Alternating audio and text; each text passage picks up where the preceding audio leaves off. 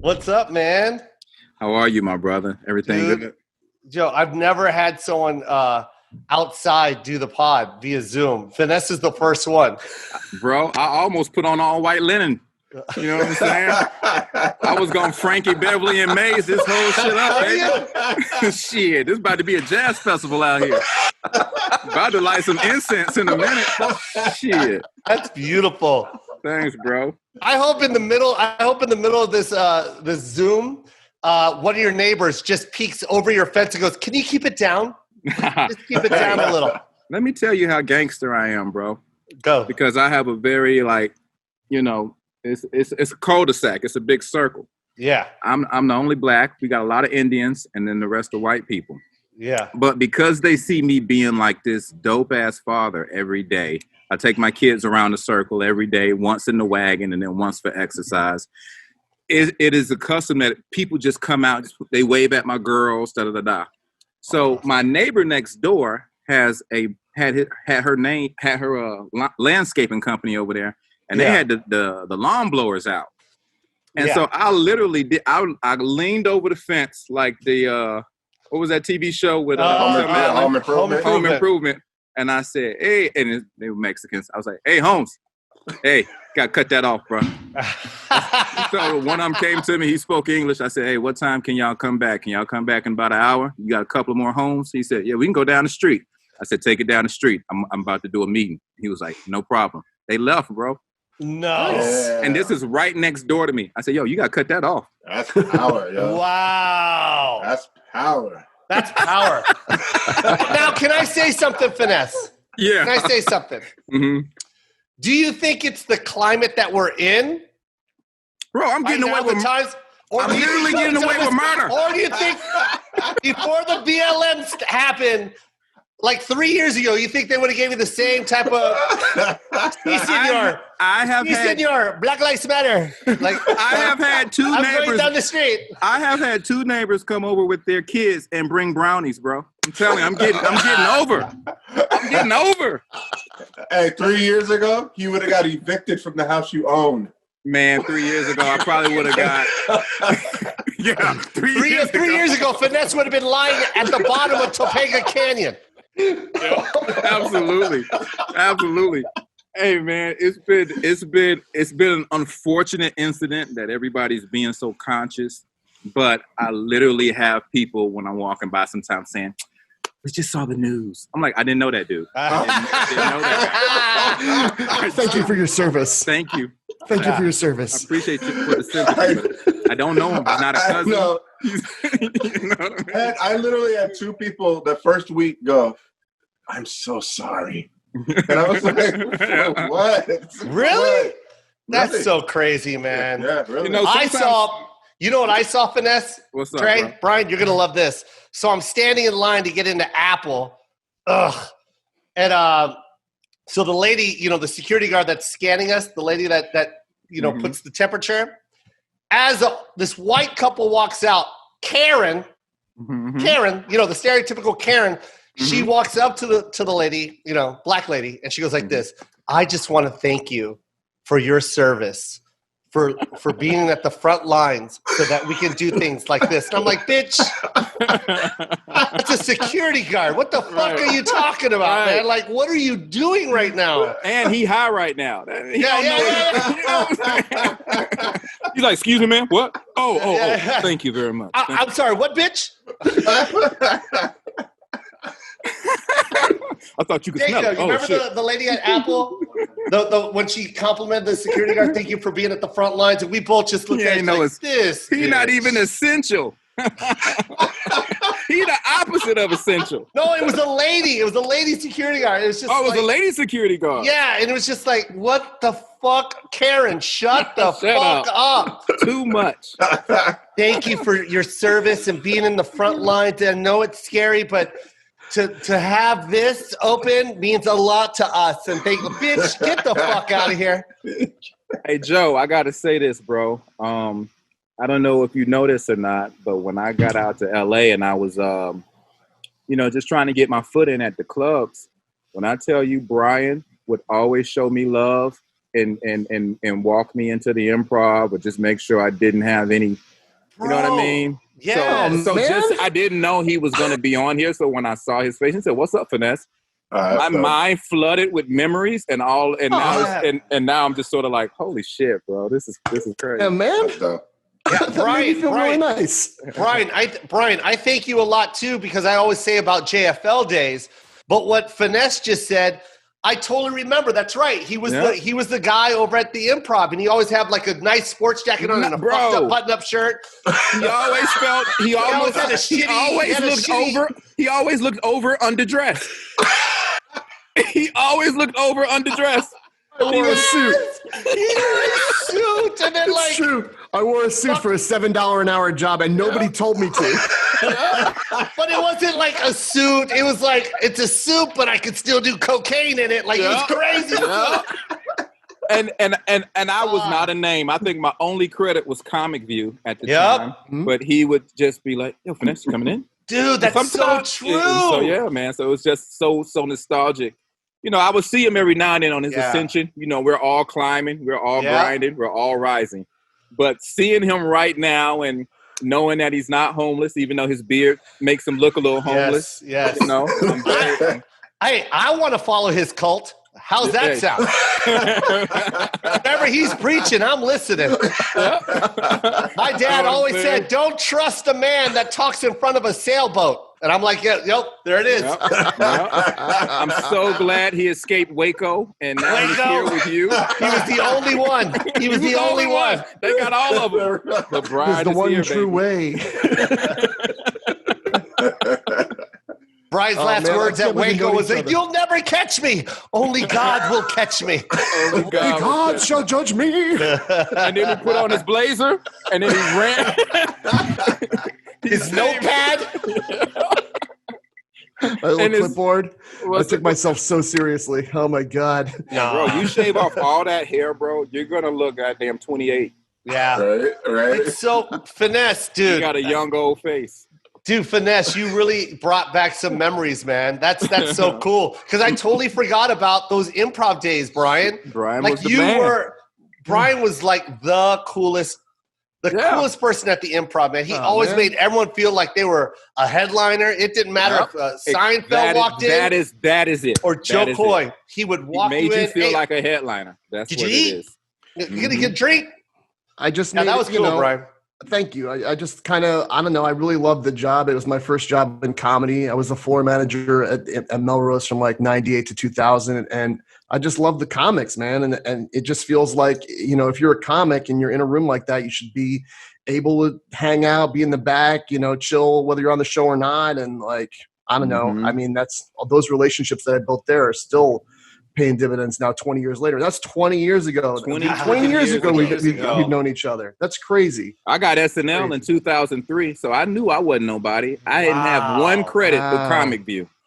And the Craig Kilborn Late Show. That's the only shit I had. Wow, that's right. Yeah, 2003, I was putting shoes up on a rack at Nordstrom. Is that true, Joe? Crushing at night. Oh yeah, yeah. 2003, that was my. I know. I remember. Yeah. I remember when you got SNL. It was the talk of the town. I think JB Smooth got it. I think Dean Edwards got it. And Jeff. And they were. What's cool about that Kenan is Thompson. Yeah, that's right. Kenan got it. The cool thing was, I only knew Finesse through, you know, like I only knew him at the clubs. You know what I mean? Like I'd see him, but JB I knew because I was opening for him at the time. So him getting it was just like a wow factor. And then Dean Edwards, I opened for him. That was a wow factor. And then Finesse, it's like I indirectly knew you, and you were an LA cat. So I was like, wow, dude, this is so crazy. Like, I know 3 guys that just got SNL. Right. I remember at Mixed Comedy Nuts when you were in the green room, and I told you this before, Finesse, but I just remember congratulating you, man. Like, yo, this is – because it was a historic moment, man. That was like – I think 4 black people got hired on SNL. Like, that was the first – like, usually it was just one black guy and then another black guy, but no one saw that guy. It was like – That was the start. It was it was Tracy and Dean leaving SNL, and then them bringing in me, JB Smooth, and Kenan. And JB was a writer. Yes. And then And then we had I think we had a black female writer. I'm not sure. Tina Fey was black to me, so she counts. Wait, she is black. She counts as a black female writer. She's black though. I saw her mom. Her mom's a singer. Let me tell you. Wait, you know? Hold on, Finesse. We got to give. You're talking about Maya Rudolph. Maya Rudolph. Tina Fey. Who's Tina Fey? He said Mia Maya. Mia Maya. Now I'm all fucked. Can we start this pod over? No. Hey, they have good weed in Las Vegas, bro. So yeah, they do. Maya Rudolph, whose mother is Minnie Riperton. Yes. Yeah. She's amazing. Loving you. Bro, she's about to make bank. Because why?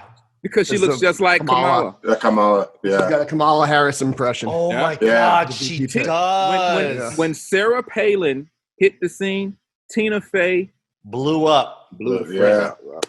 So yeah, you're right. I didn't even think of that. She's about to blow up. Let me tell you this, and this is to the guys that do my pod all the time, Brian and Andre. How is it that Finesse is posted up next to a pool and his audio is better than both of you motherfuckers? I don't understand. Circuit City, bitches. Why does Finesse sound like he's in the studio with Dr. Dre, and Dre sounds like he's outside of Crab Shack or some shit, like he's in a parking lot?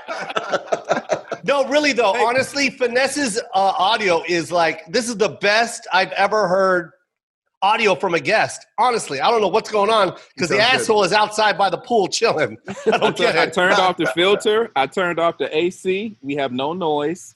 And I got rid of the weed blower guy. Yeah, he sent him off. He sent the weed blower guys down the street. Joe, explain to me, because I'm all over your social media, what the doll, what is it called?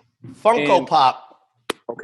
Okay, so the cool thing about Funko Pop, man, is it is literally a pop culture sensation. It's got a cult following there's nothing like it right now. There's no doll. Here it is. Bow. And everybody and people can get them made like them. Because I think can't. Gabriel had one or no? Or yeah. Yeah. You got to be picked by the company. Okay. The company, when it's an exclusive like this, it's by the owner and the company. You can make your own Funko personal doll, but the collectors, the people that collect these, which is crazy. I mean, it's amazing the love they get. Once they find out you have that exclusive, it's over with, man. It's over. I was signing for almost 4 days straight, bro. I couldn't feel my back. Bro, like you was cooking crack up in there. Yeah, man. I said, all the Joe kids Koy is Nino Brown at the counter. I was smacking bitches. He had women in there butt naked for no reason. No reason. I was like, let me check your panties. Is there a Funko in your panties? Lift that goddamn triple D titty up. And let me make sure you ain't trying to goddamn smuggle a Funko, whatever. Yeah. Mia Maya. Funka Fuka. Hey, what'd be dope though is if you do it like the Mexican cartel is when they buy it and they get their doll, and then they submerge it in goddamn Alka-Seltzer water and let that shit dissolve, and then the crack and coke is right there. Yeah. Okay. You smuggling drugs in the Funko Pops. Finesse, this is a family show, and we're trying. Yeah, you have said smacking bitches 9 times. Okay, that was a character. My bad. You're actually giving real life directions. Hey, bro, I was in the Nino Brown character. I was Wesley Snipes. You were Finesse Mitchell selling crack cocaine via Funko Pop. Brother, I'm just trying to help some of the people in the pandemic get their merchandise. An entrepreneurial spirit. Hey, man, you got to help everybody, bro. You know, you got to remember the people at the bottom of the totem pole. My favorite part of this whole pod is Finesse goes, man, you know, everyone in my neighborhood sees what a family man I am, how caring and loving I am to my children. Cut to what you do is you submerge it in crack cocaine and then you paint it. And that's just the full first layer. Once it breaks off, crack for everybody. Crack for everybody, all win, bro. You know what I'm saying? You can't never take it back to the powder unless it dries up. But once you reheat it up, it'll rock up. And then once it rocks up, chip it away. And then you can sell it for $10, $20. Anyways, costly, boys and girls. Yeah. We'll be right back after these messages. Finesse. I gotta write a movie for us, bro. Please. I'm down. Let's go. I know you probably got some major projects, but the Joe Koy on the big screen, that's so necessary right now, because your movement is just like incredible. Man, thank you, Finesse. Dude, you've always been good, man. Like, that's what I love. Like, this business is, it's cutthroat. Anyone that decides to do stand-up, dude, get ready for the long haul. This shit don't happen overnight. You don't get a house in Topanga Canyon. You know what I mean? Right. Like, you're broke for a long time. Right. A long, long time. But what carries you through is that passion, that love for what this thing we call stand-up. You know what I mean? Yeah. There's a lot of times I sat down wanting to cry, goddammit. There was a lot of times. So, but don't get it twisted. Don't get it twisted, Joe. I'm also, buttering you up for the personal loan in 9 months if this shit don't get back to normal. Remember when I said we should do a movie? Remember? I always showed you love. Who knew this shit was gonna be coming to June 2021? Joe, all I need is $10,000. I'm gonna invest in a small amount of crack. And I'm going to triple it. No, just introduce me to the Jabberwockies and I can do the shit myself, dog. Like, connect me with them and I'll paint my face. You know what I mean? But yeah, man. You've always been good, Finesse. And like your everything that I loved about you, your stage presence, everything, man. Your last special, what was it on again? It was on Showtime. Yes, yeah, Showtime. That's right. I thought it was going to be Amazon. I was going to say Amazon Prime. Well, you know what? It shifted over to Amazon. You're right. Oh, it is. Yeah, it's on Amazon right now. Everyone, go see Finesse Mitchell on Amazon Prime. It's amazing. Yeah, man. We were kind of smart about it. Because we didn't even know they wanted it, but because of the relationship that I had forged, and kind of what you're saying. I learned a long time ago, especially from watching other comics, that you're not going to get anywhere by being an asshole, even if you're the best. Oh. Your time is short-lived if you're an asshole, because nobody's going to be able to tell you not to do that drug, not to, force yourself on this woman, not to, shit on your fans who they've been waiting 2 hours just for you to come out and at least wave if you can't do a meet and greet. Yeah. You got to be a good person in this business. And so I say all that to say that the only thing I felt like I was lacking was not giving people their roses while they were close to me, while they were alive, while I'm in front of them. And I think you reach a certain age where you're like, dang, man, I've been blessed to be in this business 20 years. Joe's been doing it 20 plus years. A lot of we well in our 40s. A lot of people have been doing this shit for 20 years. Mm-hmm. So when I see them, instead of being that Finesse that was just like great set, I want to connect personally all over again with people and say, you did an amazing job. And that's how I'm living my life right now. Yeah, man. Like when you give energy like that, one, when it takes a lot to give energy, like energy is not free, man. Like that's why I always say when someone walks up to you and says, hey man, I'm a huge fan, or I love your work, or, oh my God, you're so funny. When you push that energy away, bro, one, it hurts you because when you receive energy, that just makes you, like when someone says you look good and you take, oh, thank you. That makes you feel good for the rest of the day. That's energy that was given to you by another person. When someone goes, oh my God, I love your work, and blah, blah, and you walk away from that, bro, not only does that hurt you, but it hurts that person. Because it takes a lot for a person to give energy away. Right. Like this is very valuable. Like I remember when I was going to meet Eddie Murphy for the first time. And it took me like 20 minutes just to gather up the strength to just walk up to this man who I've idolized my whole life. Like that takes a lot of energy to do that. Yeah. Not even knowing how he's going to respond. Exactly.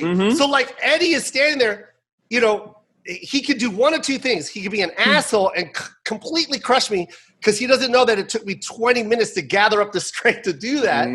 Or he could be really nice and then we both win because he gets another compliment, which he always gets. But then it also makes me feel good because it took me 20 minutes to receive that, man, And like, I don't think people really understand that. That's why when I, and it doesn't, you don't have to be famous. Like sometimes I'll give a compliment just to like an employee somewhere. I'm like, hey, you look nice today. And they're like, okay. And I'm like, don't do that.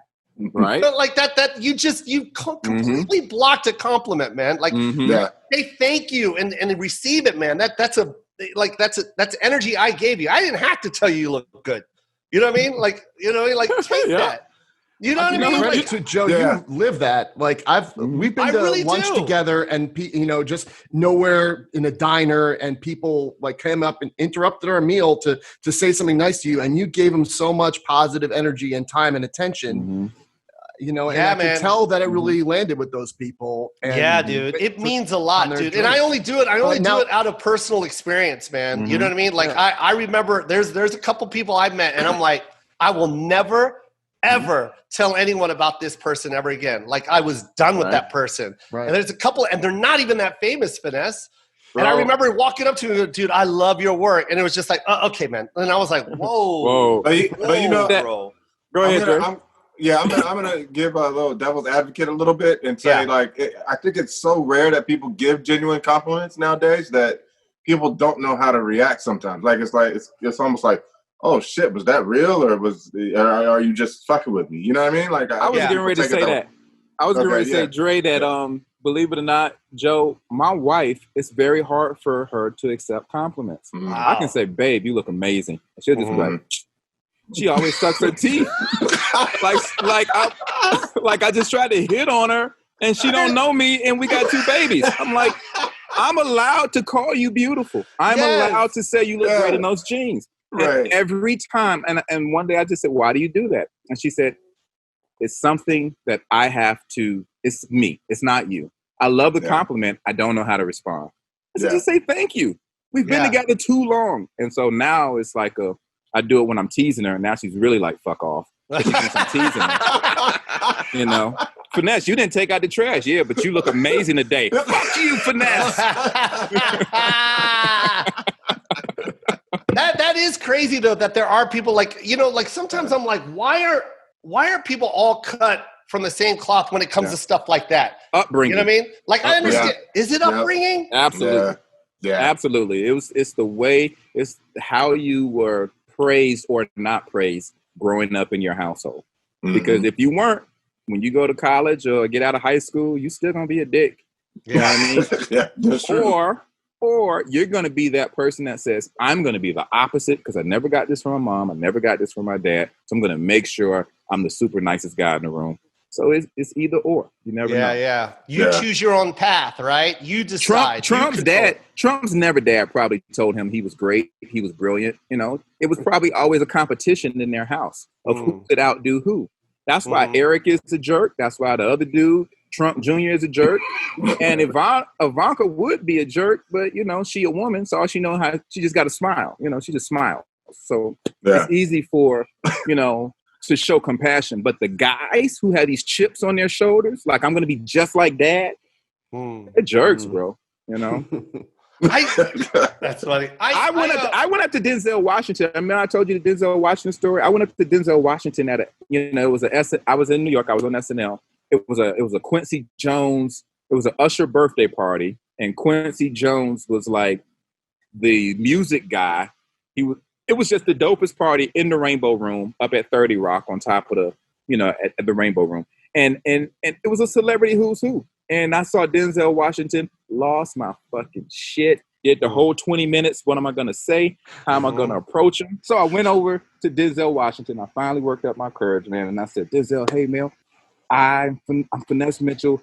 I'm on Saturday Night Live. You're a big fan. I mean, I'm a big fan. I just love everything you do. And I just wanted to come over here and just say what's up, bro. And this is my first season, on SNL. And I'm just excited. And I know I sound crazy, but I mean, oh man, I love you. And he was like, so? No. So, that's what happened. He said, so.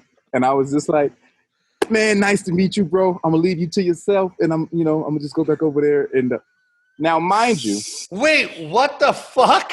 So? This is not the ending I wanted to hear, bro. I know, bro. But that just bummed me out.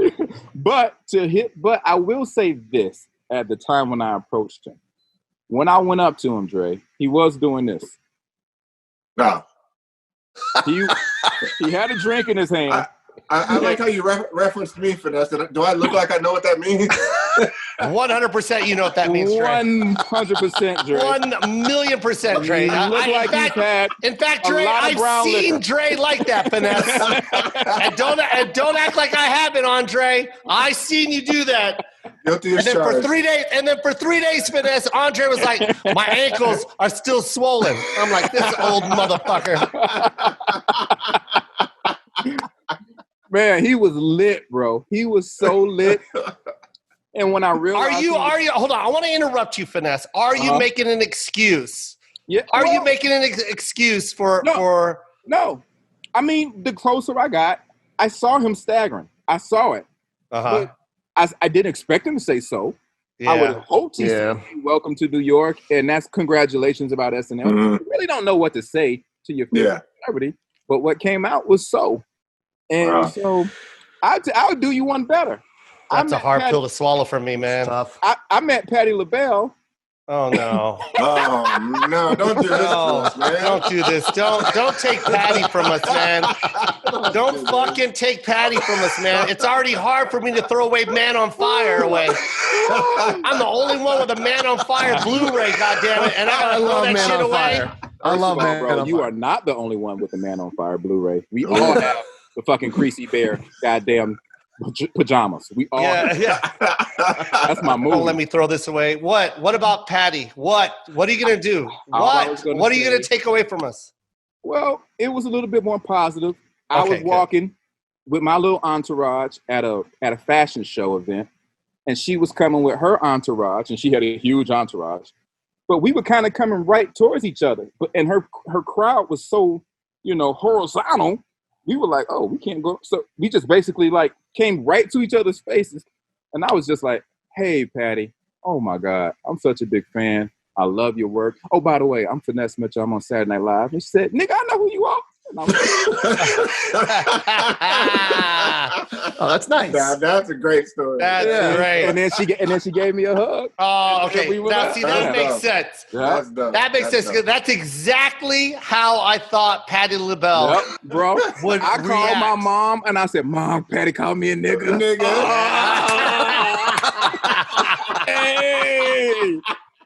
Hey. I got a question for our listeners. Is there something interfering with your happiness or is preventing you from achieving your goals? Because BetterHelp will assess your needs and match you with your own licensed professional therapist. I don't know about you, but therapy has improved my life so much. Like, I go for myself, my wife and I go, and we've learned how to argue better. Like, and you have to be able to argue well if you want to be happy at home. Exactly. For sure. Arguing is very healthy, and talking is very healthy. A lot of people don't have people to talk to. A lot of you guys are alone. A lot of you females are alone, and you just want to just get some stuff off your chest. Sometimes it's better to say it to someone that doesn't know anything about you. Get that honest opinion and just let them listen to your voice, what it is that's bothering you, and let them give you an honest opinion. And give you those tools so that you can live a healthy life and communicate properly with the people around you. And going to BetterHelp, you can start communicating with a therapist in under 24 hours. It's not a crisis line. It's not stealth help. It is professional counseling done securely online. That's How awesome. does that work? How does that work, Brian? Well, they have a whole broad range of expertise available, which may not be locally available in many areas, and it's available to clients worldwide. You can log into your account anytime and send a message to your counselor. It's basically online therapy. You'll get timely and thoughtful responses, plus you can schedule weekly video or phone sessions, so you won't ever have to sit in an uncomfortable waiting room as with traditional therapy. That's one thing that I never liked is actually going into a waiting room and waiting and then seeing another person walk out of the room and then you have to walk past them kind of like, I don't have anyone to talk to as well. I like the privacy of this particular program, and I think a lot more people would enjoy it as well. Yeah, you don't want to walk in with that stamp on your forehead like, I got problems. Especially if the guy who comes out looks kind of like you. Like, There was a guy in front of me last time I was in the therapy. Like, he came out, he was kind of a chubby beardo, and I was like, motherfucker. I'm like, I guess you have a type, huh? Yeah, that's funny. You just sit down and look at the therapist and go, whatever he said. Whatever. Give me the same answers. It got a laugh. Yeah. Anyway, with this place, you'll get timely and thoughtful responses. You can do the video sessions. You don't have to do the waiting room. They're committed to facilitating great therapeutic matches, so they make it easy and free to change counselors if needed, because you need to have a really good counselor who's a good fit for you. It's more affordable than traditional offline counseling, and financial aid is available. BetterHelp wants you to start living a happier life today. And here's how they do it. Visit their website and read their testimonials. They're posted. There's all these testimonials about all these people who've been helped. And you go to betterhelp.com/koypond. That's BetterHelp, HELP, and join the over 800,000 people taking charge of their mental health with the help of an experienced professional. It's a special offer for Koy Pond listeners. Get 10% off your first month at betterhelp.com/koypond. There's never a bad time to save money, obviously, but now more than ever in this very weird time, you've got to find smart ways to put some cash back in your pocket, and it can make a big difference. And one way to do that is simply save on the things that you already pay for, like home insurance. If you own a home, reshopping your home insurance rates with Policy Genius could save you a good chunk of change. And the best part is you barely need to lift a finger to do it. All right. So this is what you do. You go to policygenius.com and answer a few quick questions about yourself and your property. And then Policy Genius will compare your policy against options from top insurers to make sure you're getting the right home insurance coverage at the best possible price. But who doesn't like money? Exactly, man. You know what else is more important than money? Time, Brian. Yeah. Time. Yeah. Time is more important than money. And it costs money when you spend a lot of time going from building to building, office to office, figuring out which insurance policy is better than the other. I don't have time for that, Brian. How can we cut that time? Well, Policy Genius finds you a better rate than what you're currently paying. They'll do all the work to get you switched. And they can also do it for cars too. And so if you'd like to put a little cash back in your pocket right now, see how much you can save by reshopping your home insurance rates at policygenius.com. Policygenius.com. That's policygenius.com. Spend less time and make more money finding the best policy for your home. So, yeah. Okay. Now that you said that, okay, because now that we're in the times that we're in, my son at the time, when did YG come out? 4 years ago? Like 4 years, he hit the scene hard, right, Dre? He hit it hard. He's probably been in a grind for 10 years and hit the scene hard. But he hit it hard 4 years ago. My son at the time was probably 12, 13. And he wanted to get a YG hat because he had like a pop-up store on Melrose. He's like, Dad, can you take me to pop-up store? I was like, all right, let's go. We go to Melrose. No, off of Fairfax. It was off of Fairfax, right by the Supreme store. So we pull up. Now we're walking into this to YG store, Dre. Guess who comes walking out? YG. And of course, Joe gives zero fucks. You know what I mean? Right. Joe got that kid energy. Yeah. Right. I've never smelt defeat, and I don't know what it even smells like. Right. He don't need liquid courage. He ready. Right. My son was like, YG, phone up. Right. Walks up to him. Can I take a selfie? Right? Yeah. And of course, Y is going to say no because he's coming out of this store with a million fans that's in it. He's just trying to get into this all red Maybach. Okay, so that's what he's trying to get into right now. So I get it. It's going to start a whole thing if he stops, right? Right. Yeah. And then he calls my son the N-word, but he says it and it was like. He's like, I like you because he had the hat on. Oh, wait, we already went into the store and bought the hat. That's what it was because Little Joe had the hat on that said 100 on it, right? He was on it, and my son was wearing it. He was like, nice hat, little. Right. Right. My son's day, it was the greatest day of my son's life. He was like, yo, Dad, did you hear what he called me? Yo, Dad, let's go get somebody pregnant. Done. Dad.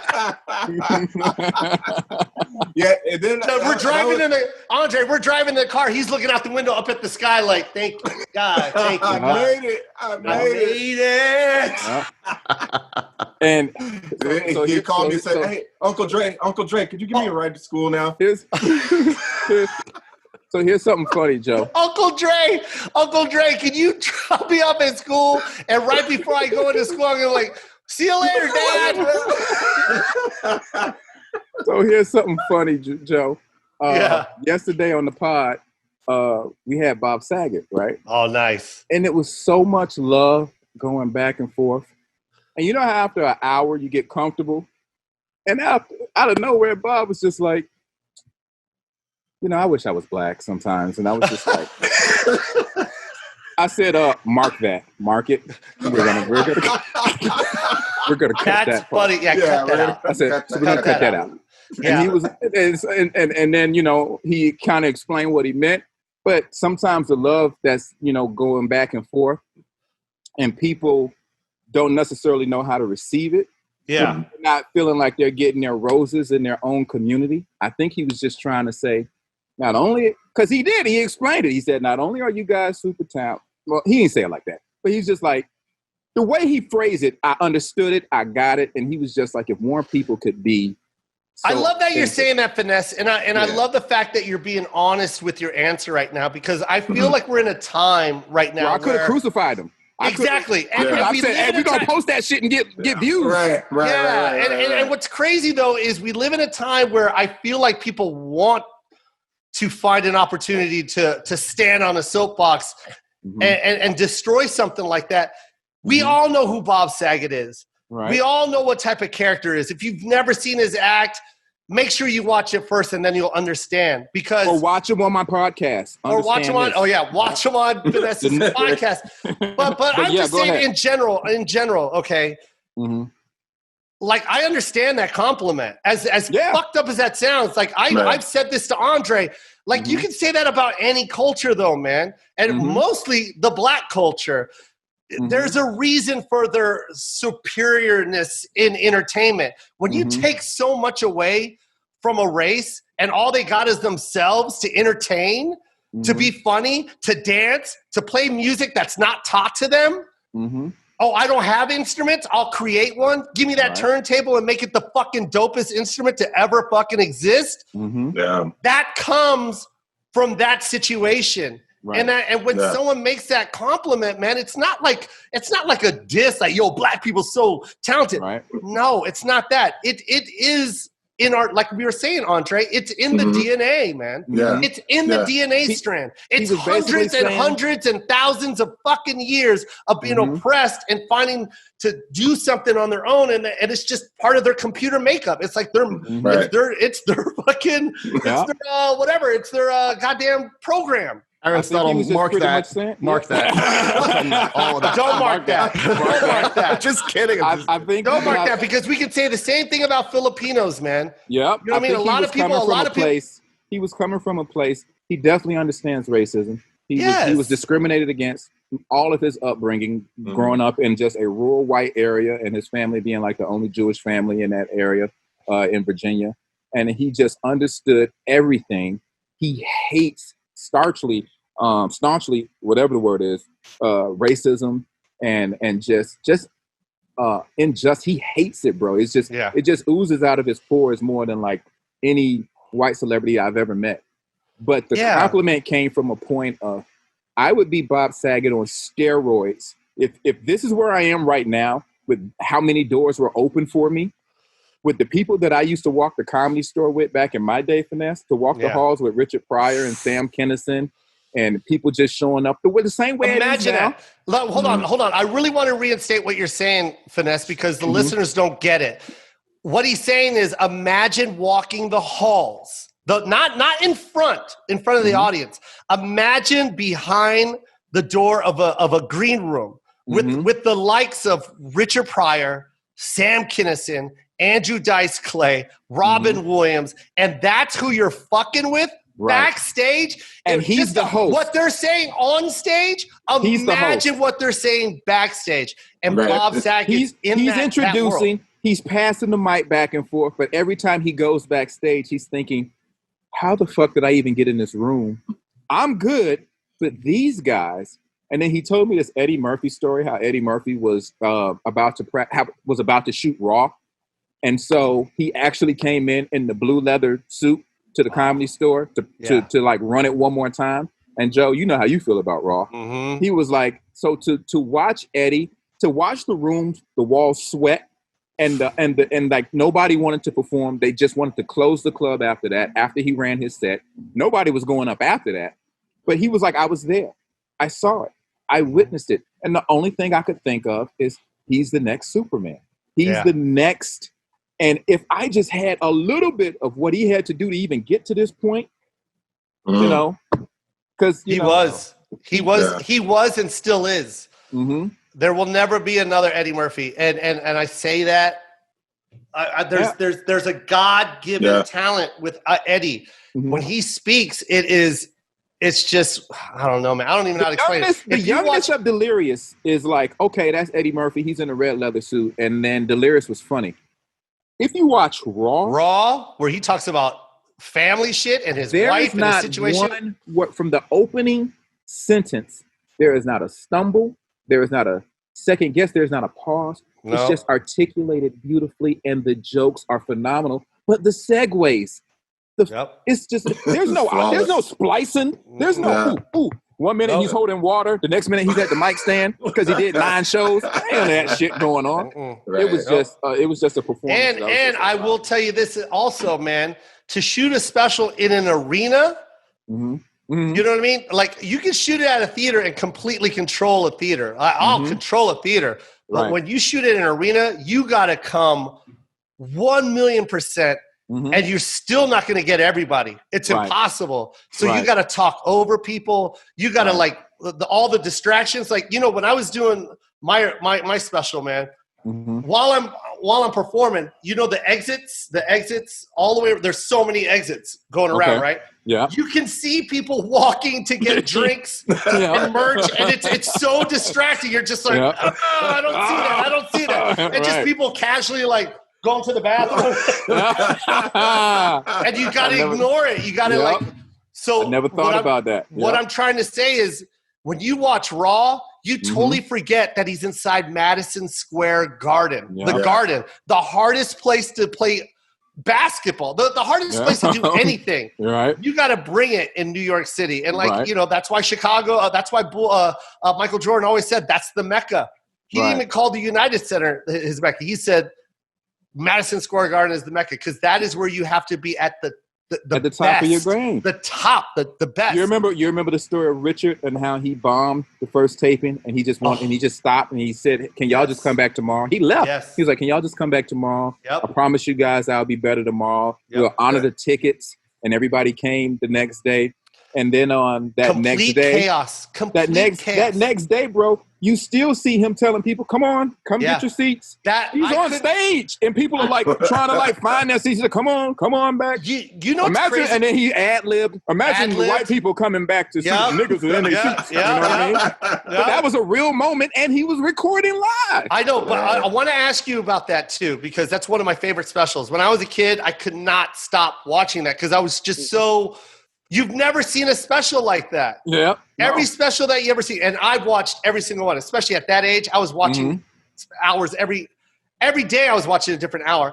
And the one thing I loved about that special is the chaos of people sitting, like being ushered to their seats while they're taping.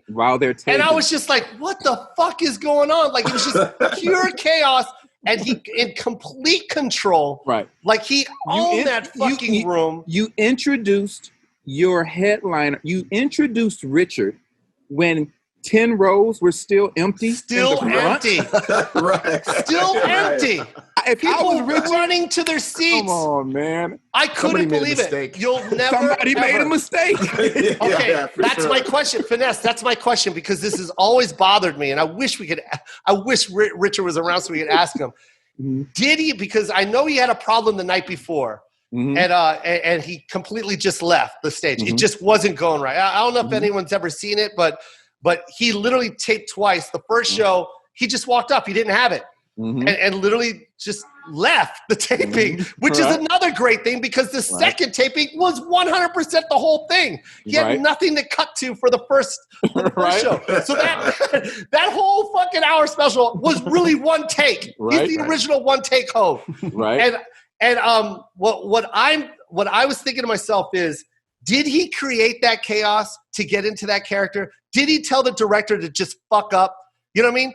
Or do you think someone honestly fucked up? Because I don't see how a big First of all, I think that was Paramount. It was a huge deal because it was his comeback, and it was a huge multi-million-dollar deal. Like, I don't see how they would fuck up like that unless Richard was like, I want this to, like, I don't have it, and I need some chaos so I can get into my character or something. You know what I'm saying? Like, I need this feel like the Comedy Store right now. I'm gonna tell you exactly what happened. You ready? Okay. Yeah. I want to say he had Patti LaBelle open up. I think it was. You're right. I think he had Patti LaBelle open up. That's a big mistake. Huge mistake. Huge mistake. Especially that Patti LaBelle. Huge mistake. Where it's just 5 words and that's a 10-minute run. Yes. But imagine, like there was only one Richard back then. Like you were the Cat Williams way back then saying stuff that we knew you could say, but the way you said it was so funny, we didn't care how you said it. We just wanted to hear it. No one cared. Yep. But I said Cat a little bit because it's been known Cat might have a couple of bad habits, right? So back then, Richard had a lot of bad habits. Yes. So imagine Richard backstage being told he has to wait until people get back to their seats because they're still out bullshitting because Patti just blew the roof off the thing. Yeah. And I think it had to be probably like 30 minutes in, and everybody's like, we're going to get charged extra if we're not out by 10 o'clock. And he's just like, fuck it. Yeah. They're going to get their ass to their seat when they see me on stage because your ego jumps in, and then you're like, fuck it, just introduce me. And then that's when everybody started coming back on stage, and he probably prepared himself on what he wanted to say when people were coming back in. I think that's the only thing he altered and shifted. And it probably got him out of the mindset of being nervous because now you're cracking on people coming in, and now you're really ready to do some comedy, and then you went into your bit. So that's my guess. Yeah, man. That routine, I think I memorized the whole routine, man. I remember going to school and just repeating. Oh my God. The Doberman pincher next door. You know I'm gonna be after your ass tomorrow. God, that was so good. My monkey died. Oh, yeah. My monkey died. I was gonna eat them. I was gonna eat them too. Bro. He was so good, I'm gonna be back in that ass tomorrow. I know. Remember the cheetah chasing him in Africa? No, yes. The cheetah chasing. No, the cheetah chasing the gazelle, and the gazelle did a little move. He said the cheetah kicked it into another gear, turned his head around, and got it. I mean, it was just, man. I love, ever since then, bro, how many black comics have you seen go on stage talking about, and I went to Africa? I've seen so many people tell their Africa story, and I was just like, okay, Africa's original. That's original. Please don't talk about lions fucking. Please, please don't. You didn't just see that, okay? Bill Clinton is the first black president. We got it. He plays a saxophone. We got it. Joe, do you find? Oh, my bad. You should be asking me questions. No, go for it, Finesse. Do you find the special was dope? The special before the special was dope, and then this last special was dope. This last special, I love people sharing their stage and sharing their platform. Do you already have another hour, or do you really need to like hone some shit where you're like, okay, because you know, as comics, we could take 2-3 years if we really wanted to be dope to make sure we have a flawless special. Yeah. Do you feel any pressure to put out another one, or are you like, all right, I'm pretty cool right now, and then when shit opens back up, we'll see. Let's work on another one. No, I'm ready. I have the hour already ready, and it's so funny because when I was doing that In His Elements, first of all, that In His Elements has always been me. Like when I used to rent theaters in Vegas, that's how I met JB Smooth. Like when I met JB Smooth on the Black Comedy Tour, I took him to Vegas in 1998, bro. At this theater that I would rent for $600, man. And like, so that was always my thing. I always loved the variety show. I would have B-boys open. I had a DJ, you know what I mean? So when I did In His Elements, I always wanted to do like a variety show. So that's why I came with that to Netflix. I was like, I love to just show my country and just bring other Filipinos up because it's hard to get into Netflix. You know what I'm saying? It's hard. Yeah. So anyways, the reason why I'm telling you that is because I was sitting on an hour already. and they asked me, do you want to shoot an hour? And I was like, I'd really like to do this variety show. And I kept that hour to myself. Nice. So when I did In His Elements, I maybe gave 2 jokes away. Like I just gave them, but it was to really just to buffer in between each comic. Nice. But yeah, I have this dope hour, and I had probably been doing it since 2018 because I shot my first special. So out of probably like maybe 3 hours, I had this dope ass 50 minutes. Yeah. I'm all ready to go. And it's like, okay, ask me one joke from that goddamn hour I had before COVID. I can't remember that. I don't even know what I was talking about, bro.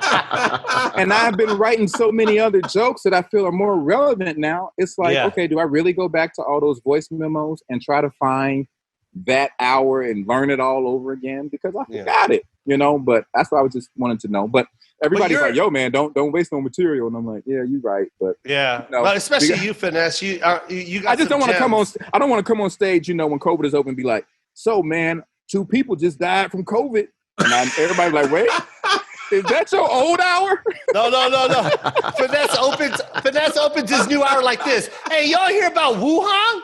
Hey, man, they got some shit ruffling over there in China. People just toppling over. They got the Wu-Tang flu coming over here. We go. Shit. Your hour is going to be amazing. And, and you know, man, we have our muscle memory is just so good. The minute we get on stage, it just activates. I can't wait to do my Jo Koy Presents Finesse Mitchell. Let's go. Because they're not going to listen to me. They'll listen to you. Let's go. If Kevin Hart can bring out Little Rail, then fuck it. Let's go. I'm down. I'm so down to do something like that. Ryan Drake, I'm very excited. Just heard him say he wants to be a producer. It's a contract. Let's go. I did. I was already thinking about tapping into that world anyways. The last 3 bro. I did on my own. My sister and I, you know, we wore the hats on that. You have to. And, I've gone to Tony Rock at least 4 times and say, please let me direct your special. I know all the bits. I know your mannerisms. I know what a camera should be. We about to make a Eddie Murphy, Keenan Ivory Wayans joint. Yes. And he's just like, Finesse, man, you the only dude that be like, let me help. I'm like, dude, let me help. Like, I'll direct that shit. You don't think comics know how to shoot specials? Who've been shooting specials? Yeah. You know who helped me? You know who helped me shoot my very first special? Who? Russell Peters, without even a blink of an eye. He was like, what you up to? I was like, man, I want to shoot a special in Atlanta. I'm literally about 15 grand short because I'm going to use my own money. He's like, don't use your own money. He said, call my accountant tomorrow and tell him how much you need. Woo! And I was just like, stop it, Russell. What was his accountant's number? And bro, I promise you, I called the number. A real person picked up. It wasn't a gag call. They were like, we've been expecting your call, Mr. Mitchell. And what is the amount that you need for your special? Wow. And bro, they wired me the money. And I went and I shot my first special. God damn. And then the money from 2 shows that we charged, I charged like, it was Atlanta. So I, you know, at the time I was charging like $40. Bro, I took the gate and gave the money back to Russell. And I feel like that's how you do business. That's how you make relationships. And he didn't have to wait on his money. He didn't ask to be paid back. Wow. You know what I mean? He was just, hey, go get the money, shoot your special. I love your comedy. So dope. Oh, man. Wow. That's dope. Man. Russell is, changed my life from Laugh Factory, and then he took me to Australia to open for him, right? And so we get on the phone together, and I'll tell my story real quick because this is about you, Finesse. And he goes, yeah, when we go to Australia, I want you to close all the shows. And I'm working at Nordstrom Rack, bro. And I'm like, what are you talking about, Russ? He's like, I want you to close the shows. Right. And I'm like, all right. So he switched the rotation and was opening his own show. And I was closing. And it was the Sydney Opera House, the Melbourne Theater, like just these iconic places in Australia. That was the greatest tour I've ever been on. And then the last show that we did, I opened up my door. By the way, everything was first class. The flight was first class. Everything was first class. And then I opened up my door to my suite, my big giant suite that he got me, which everything's not normal. Like this is not how you treat an opener. Right. And then I go to my bed and I see this big wooden box. Yeah. And I'm like, what the hell? And I open it and it was a Tag Heuer watch. brand new Carrera, a Carrera 8. And I opened it and I'm like, holy shit. And he said, thank you so much for being a part of this tour. And I'm like, this dude is above class, man. Like he's the reason why Australia gives me love, and the Indian, fan base that he had, he shared that with me. And a lot of people do not like to share shit like that.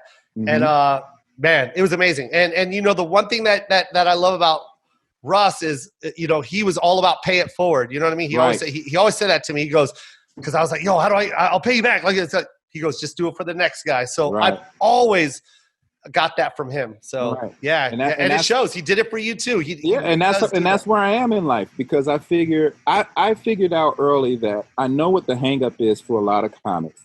They think it's a competition. And of course, I don't know why they think like that. And of course it is a competition when it comes to who are people going to select for certain roles. That part is a competition. Comedy is not a competition. Nope. Social media is not a competition. Nope. If you're like, I don't want to come on your podcast because I have 3 million followers and you have 30,000 followers. Yeah. I don't want people to start. What am I doing? Are they going to unfollow you? Are they going to unfollow you and then come over to the 30,000? No, bro. They're just going to. The next day, and he's got 3 million and you got 30,000? 30? You think that's how it works? It doesn't work that way. Fucking know idiots. What I mean?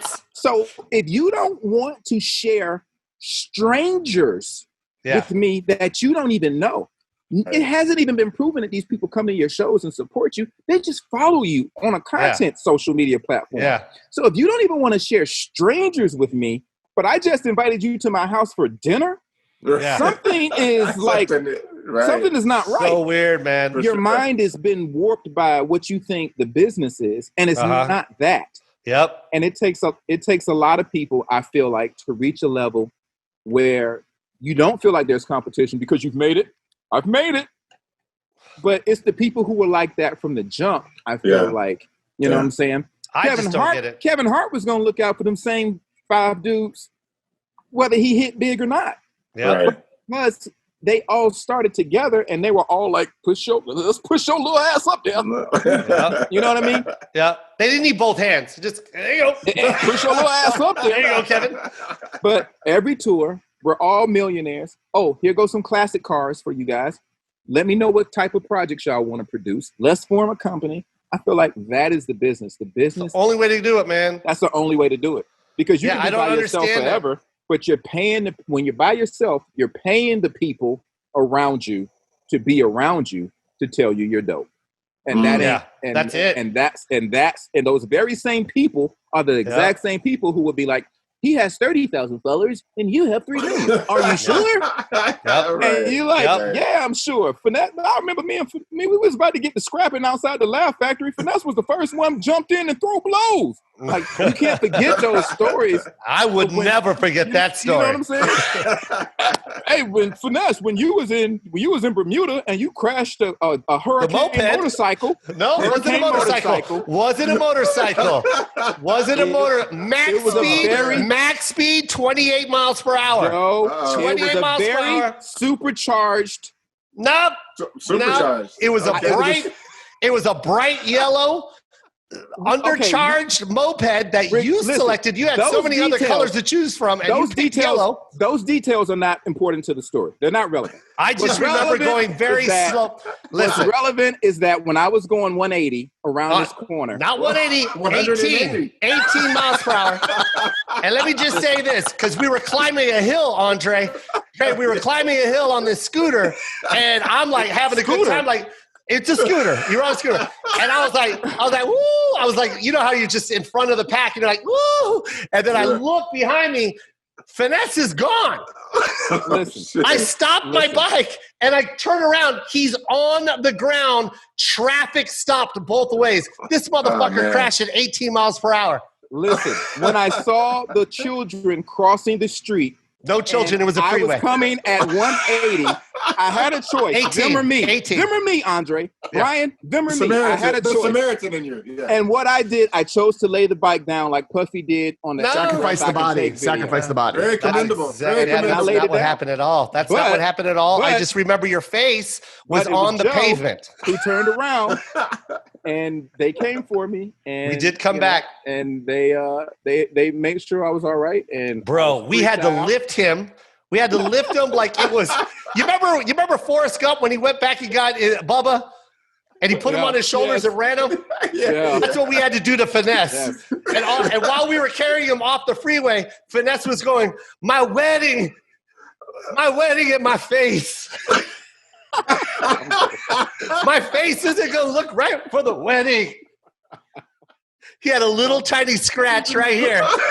No. Little tiny scratch, Andre.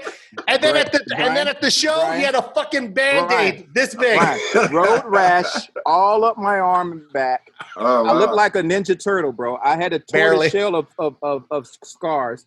I had this big gash that needed 25 stitches. Oh, up no. and I down just want to my neck. know, were One the kids Band-Aid. okay? And Did then you save the children? Yes, I saved the children. So now let's move on to another part of the podcast. Yeah. That was The whole one of the point of funniest this- moments of all time.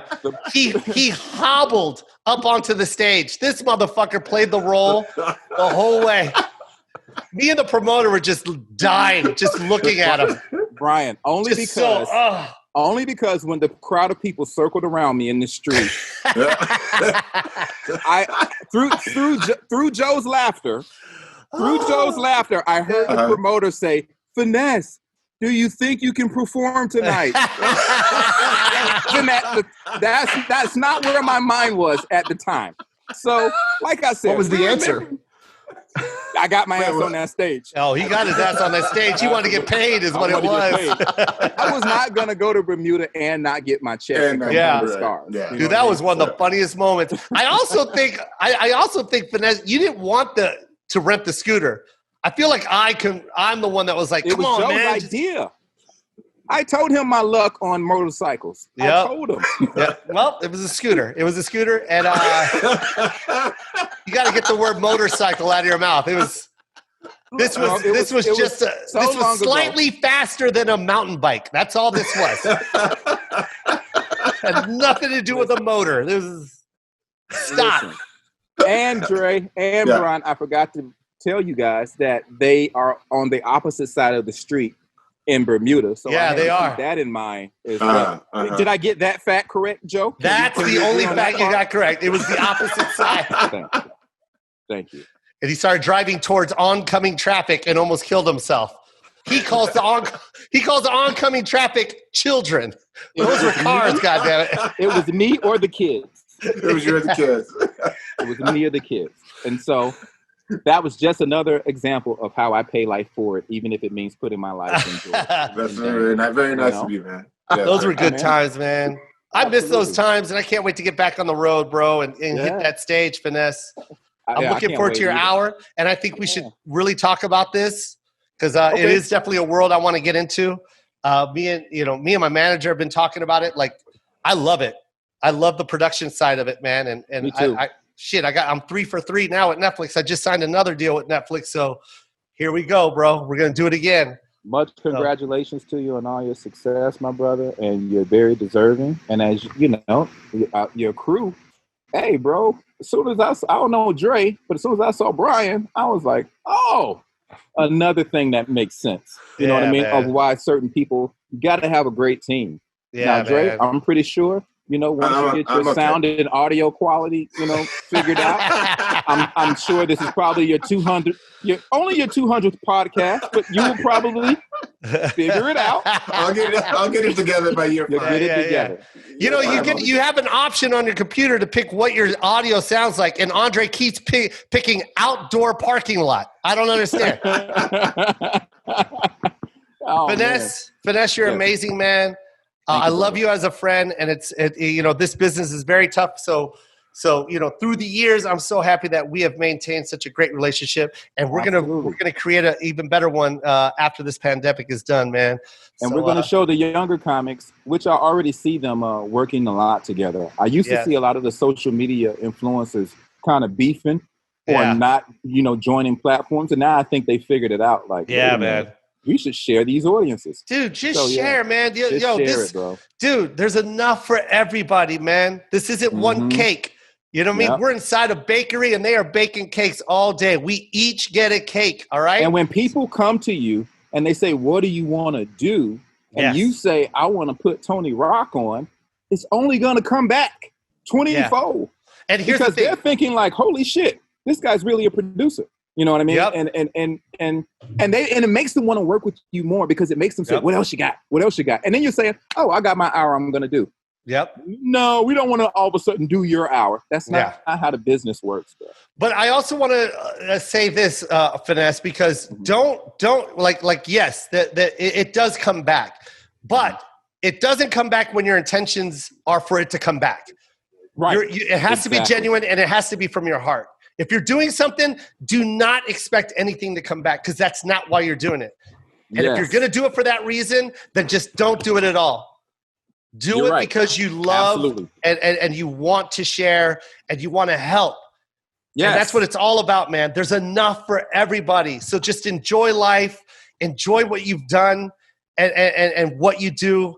And good things will happen. When you travel down that road of good, you can only give and receive good. Have to be good. You cannot put a female comic on the road with hoping to get her in some hotel room because she's the feature.